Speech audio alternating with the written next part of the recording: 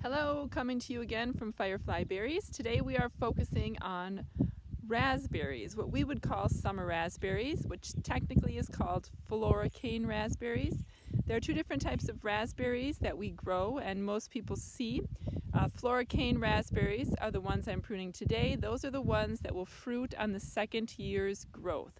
So if you have these, they are likely to produce fruit in a large quantity for about 2 to 3 weeks in the middle of the summer, like late June, early July. The other variety is known as primicane, prime meaning that they fruit on the first year's growth of the plant.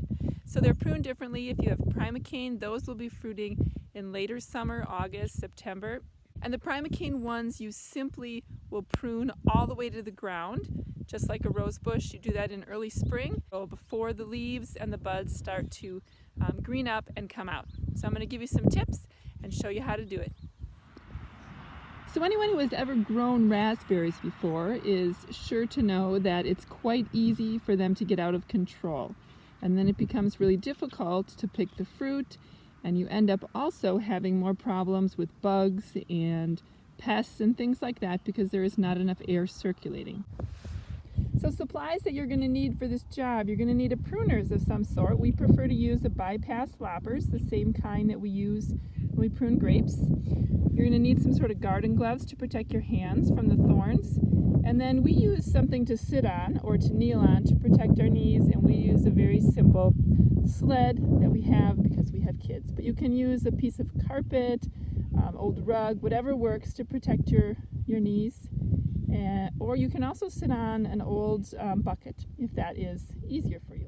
Now when you're deciding which canes to pick, sometimes it can be kind of difficult. Obviously any canes like this one here that is fallen over to the side, not as strong, you're going to want to get rid of that one. Anything that's super short, you're going to want to get rid of those. Instead, you're going to look for the tallest, thickest, strongest looking canes, and those are the ones you're going to save. So I'm going to start at the center of my row, and I'm going to first snip out anything really tiny or anything dead.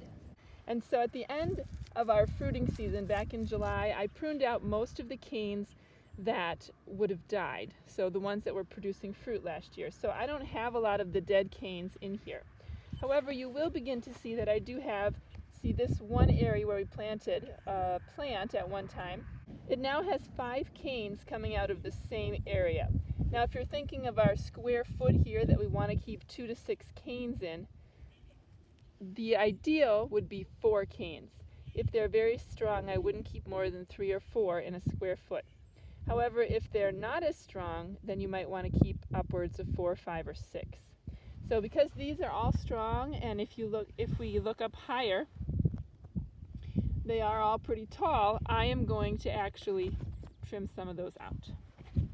I'm going to take out the shorter ones, and all you do is you put your bypass loppers flat to the ground and you just trim them out. I'm going to take out the ones that are most crooked and skinniest, and also if they are crossing on the top, you don't want them to cross over like this on the top, because when they grow, they'll grow into each other. So that's it.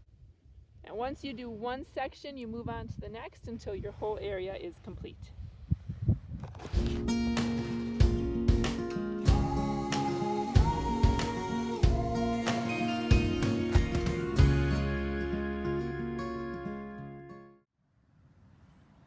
One final very important thing you need to do with your Floricane raspberries is to make sure that you top them.